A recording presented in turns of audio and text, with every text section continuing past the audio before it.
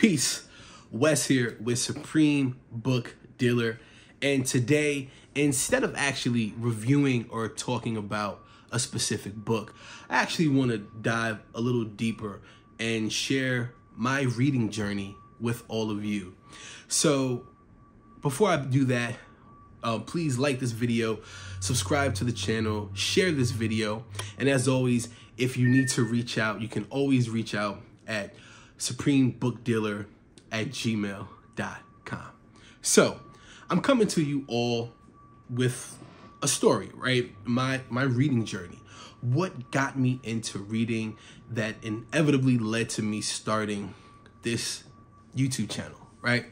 So it all starts when I was in the first grade, right? Many moons ago. When I was in elementary school, I was about 6 years old. And not that many people know this about me. Some do, but not many. When I was 6 years old, I couldn't read, like at all. I couldn't read a single word. I couldn't read a picture book. And because I couldn't read, that trickled down into my life. I couldn't communicate effectively. I couldn't articulate how I was feeling. I couldn't write. So I was really struggling in school, just in life. And I know that seems a bit extreme, but I was struggling so much in school because, you know, I didn't know how to read. And thankfully, my parents, they recognized my struggles and they went out, right? And they got me help. They got me some tutoring. And so I sat with a tutor for months, right? Until I finally learned how to read. And we started off very small baby books, like picture books. And then, you know, graduated to stuff that's a little more complicated. And then when I finally learned how to read, I absolutely fell in love with it. And I'm not sure if it was because at first I had like this chip on my shoulder and I wanted to prove that I could read, or if it was that I just naturally fell in love with it. But that led to me naturally falling in love with it. And I remember the first book that I really fell in love with was actually a book I don't have, so I can't really show it to you, but it's called Nate the Great. And Nate the Great was a detective. And because I read that book, I really wanted to be a detective while I was like in elementary school, right? But then after reading, I continued to read. You know, I read in middle school, I read in high school. I always had a book by my side, and I really loved reading. And I still do to this day, obviously. And what really kind of changed my perspective on reading was going to college, right? So I didn't go to college the traditional way. I took about 10 years off from school, and then I went to college. And I started going to a community college, right? BMCC, Borough of Manhattan Community College. And I went there for 2 years. And when I got there, I wasn't really sure what I wanted to study. I was taking like a liberal arts major. But then when I got there, I think my first day of class, I found out that I could actually switch my major to literature and creative writing. And I did that immediately. I went to like the bursar's or the registrar's office, and I changed it because I knew this is what I wanted to study, right? And so while in BMCC, I got to take these amazing classes. I got to take a children's literature class where we read children books, we read old wives' tales, we read, just all of these amazing books, right? Fairy tales. We've read all those Disney classics, but the actual stories where they derive from, we read those, right? I got to take a Shakespeare class where we got to read Hamlet, Othello, Macbeth, and Romeo and Juliet. And I've read Romeo and Juliet before, but reading it in like a college setting really made a huge difference. And so I fell in love with that. And I also got to take a class where literally all we did was read Hamlet and just deconstruct it. Like that was the class. So I took that class as well.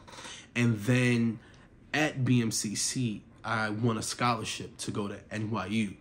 And so I won a scholarship and I went there, and then I started reading some of the most prolific writers that I've ever read in my life. Writers that really made me think about life, about being black in America, about all of these things, right? So some of those books were Mad Child in the Promised Land, the autobiography of Malcolm X, and my favorite book, which is The Fire Next Time by James Baldwin.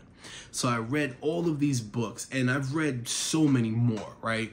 I read Native Son, I read Passing, all of these books that really like changed my perspective. And I realized that before I came to this college, I really didn't read many books about the Black experience. But that's something that college had allotted me. They allowed me to read books that resonated with me, that connected with me, and it made me realize how important that is for younger people to read books that represent them and their experience and who they are and their culture. So while going to BMCC and while going to NYU, I also worked at an independent bookstore, right? It's called Boogie Down Books. You can check it out. You know, it's an amazing bookstore, right? Really trying to cultivate reading in the Bronx, which is where I'm from. So that core value really aligned with me.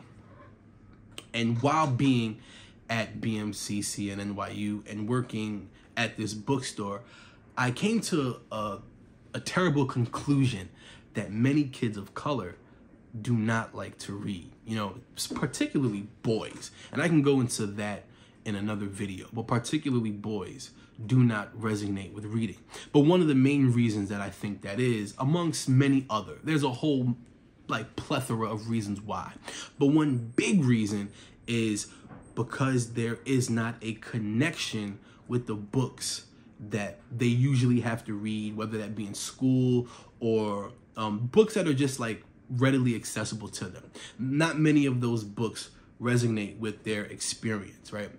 So I knew that starting a YouTube page, I wanted to recognize that, and I wanted to put books in people's hands that resonate with them. And I knew that I wanted to cater to all demographics, but also review and talk about books that represent everyone, right?